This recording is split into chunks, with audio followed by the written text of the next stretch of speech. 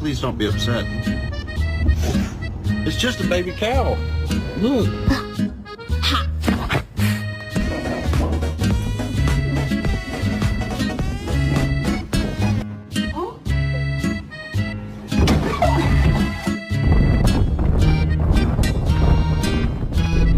Officer, how you doing? Good to see you. Sir, how you doing? Sir, Mary, how you doing? Good to see you. They definitely keep me on my toes. Next, tuck them in for naps.